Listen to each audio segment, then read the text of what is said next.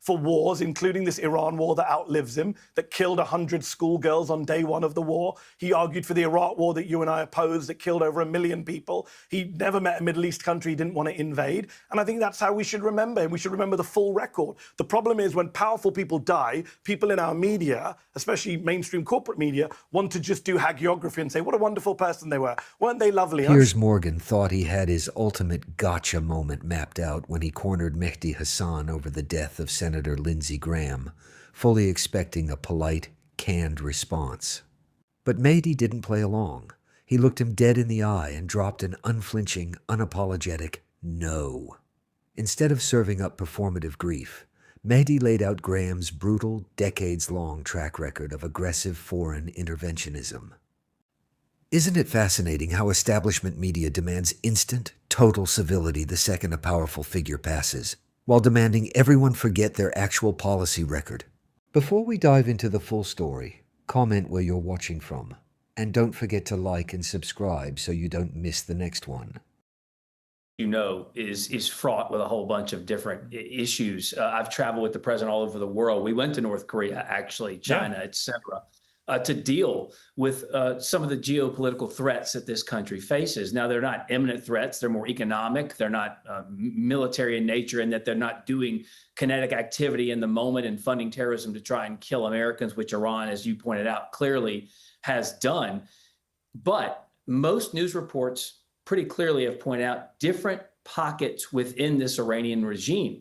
And as Donald Trump said, we kind of did get rid of the regime because we killed everybody in line for control of Iran. However, there are two basically competing groups. One, very militant.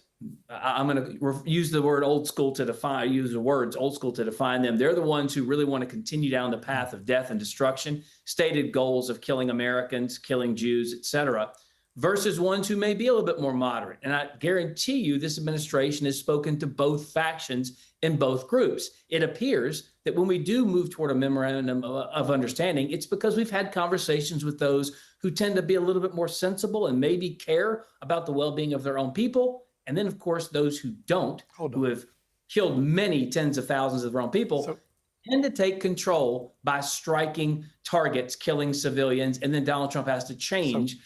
This reminds me, you know what this reminds me of, though? Hogan, it reminds me of the scorpion and the frog tale, which I won't repeat because everybody knows it, but it reminds me about the scorpion.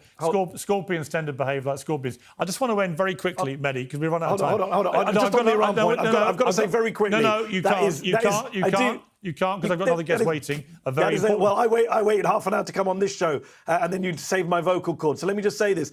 The Iranian regime, to say there's been regime change in Iran is gaslighting of the highest order. I agree. We've replaced Ayatollah Khamenei with Ayatollah Khamenei, a more radical hardline version, who has much more of an incentive to get Mehdi, I agree with you 100%. So let's forget that. I just want to ask you very finally, Mehdi, are you sad that Senator Lindsey Graham has died? No, I'm not sad. I'm not celebrating it either, as you suggested in your introduction. I think it's a bit of a straw man to say everyone's celebrating his death. I think as journalists, Piers, you and I, we hold power accountable. We speak truth to power. I'm not of the school that says when a politician dies, a public figure dies, we treat them like a private figure and just shut up. I don't think journalism should turn into hagiography. At Zeteo, for example, we published a list of what Graham said and did. We just let the facts speak for themselves. He was a man who said awful things, genocidal things, racist things, and we put that on the record for people to see. That doesn't mean he didn't also do, I'm sure, good things in Congress as well, but overwhelmingly he argued for wars, including this Iran war that outlives him, that killed 100 schoolgirls on day one of the war. He argued for the Iraq war that you and I opposed, that killed over 1 million people. He never met a Middle East country he didn't want to invade, and I think that's how we should remember him. We should remember the full record. The problem is when powerful people die, people in our media, especially mainstream corporate media, want to just do hagiography and say, what a wonderful person they were. Weren't they lovely? And I'm sure many of those powerful people were lovely and they have families who love them. But as journalists, our job is to say, here's what they did, here's the truth about their life and record, here's an accurate obituary. And with Lindsey Graham, the man has a ton of blood on his hands, and we shouldn't just forget that. No one's asking anyone to forget the record of politicians, but I do think in the immediate aftermath of public figures dying, unless they're genocidal maniacs like Hitler or Mao or Stalin, Hogan, there should be a modicum of respect for the death of a human being. And my issue with this, it doesn't just relate to the left. Tell that to Donald Trump. Well, I was going to make the point. I mean, Hogan, I presume you would be appalled by the reaction from many on the left to Lindsey Graham's death, as I have been. There aren't many on the left. But of course, there are many, actually. I've seen so much of it online. And it's honestly, Joe Biden, Kamala Harris, honestly, every prominent Democrat it is disgusting. It was after Charlie Kirk got murdered. It is disgusting. However, my question... You didn't call Donald Trump disgusting, Piers. You didn't call Donald Trump disgusting if you let me do my when job he said it about Rob Reiner. If you let me host my own show, I was about to let me speak at equal amount of time, I will. Ask Hogan Gidley, if given that we should all be able to condemn the reaction of the left to the death of Lindsey Graham and to Charlie Kirk and others on the right, would you also condemn the way that Donald Trump has talked about Robert Mueller, Rob Reiner and others that he doesn't like who die when he trashes them in public quite quickly? Because I never like him doing that. I always think it's wrong, particularly given he's the President of the United States. Well, do you condemn what they said and lied about Donald Trump as well? Both Rob Reiner and Robert Mueller? Well, I don't think that's a relevant point. Everyone's entitled to criticize the President of the United States. The point is, should the President use his pulpit to attack Rob Reiner when he's just been murdered? I don't think he should. Those people have attacked him. He responded in kind. Listen, I was executive director of the South Carolina Republican Party in Lindsey Graham's era. I've known the man for a long time. Was he right on every issue? Did I agree with him on every issue? No. But he loved his country. He loved his constituents in the state of South Carolina. He loved being a United States senator. So did Robert Mueller. You can hate his policies. You can not like some of his votes. I got crossways with him a couple of times. Remember, in the first Trump administration, he wasn't on board with Donald Trump's closed border policies by any stretch. On the North Lawn, I said when I was at the state party in South Carolina, he got booed off the stage for supporting George W. Bush's amnesty. We called him Grahamnesty for a reason. And his staff called me and said, hey, you know you're off the Christmas card list, right?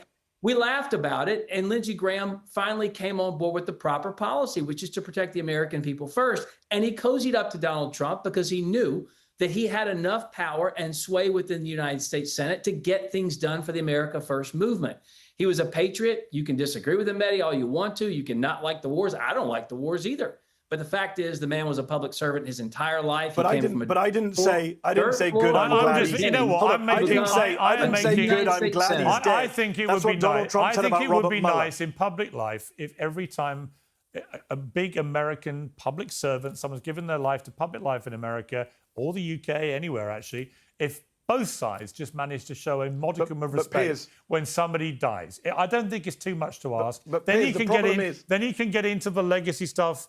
Give it a beat. Give it a day or two. The problem is, you say you're on. That's my view. Hold on, let me make this point. Last point, then you can cut me off. You say you're in the middle and fair on this. You said the left yesterday. I read your tweet. Yeah. Despicably cruel, heartless, and abusive. The least kind people on earth. Yeah. You did not say that when Donald Trump said the same thing to Mueller and Reiner. Actually, I checked. I have regularly criticised him. I checked. You said take away his phone. I have regularly criticised him. I have regularly called him out when he does that. I didn't like him doing it with John McCain or Colin Powell. But you didn't call him despicably cruel. No, I do think it's despicable. So let me be clear. You do think, right? Okay, good. But there's nothing, when we end on to me, agreement. there's nothing we more both agree it was hypocritical. Despicable. Nothing more hypocritical than people with the hashtag #BeKind in their bio on social media. Do you think it's despicably cruel for Donald Trump to attack the Kennedy family on the day their granddaughter Tatiana Schlossberg when died? they die? That is the least be kind thing imaginable. Anyway, I'm going to be kind and put your voice out of its misery. Thank you, Mehdi. Always good to have you. And Hogan, I always appreciate you coming on too. So thank you very much. Let's be completely real about what went down here. Piers Morgan was exposed as a total media hack, running the same exact political theater he's been operating for years. He constantly tries to project this image of a fair, unbiased mediator standing right in the middle. But when you look at how he treats the left versus how he grades Donald Trump on a massive curve, the entire illusion completely crumbles. Now, Mehdi Hasan delivered a masterclass on setting the record straight, but Piers immediately retreated to his favorite tactic, outrage culture. Piers tried to accuse the entire left of being despicably cruel and heartless. But when Mehdi pulled out the receipts and held up a mirror to Piers's own hypocritical posts, Piers had nothing to say. Where was that same moral outrage when Trump attacked public figures on the day they passed? It didn't exist.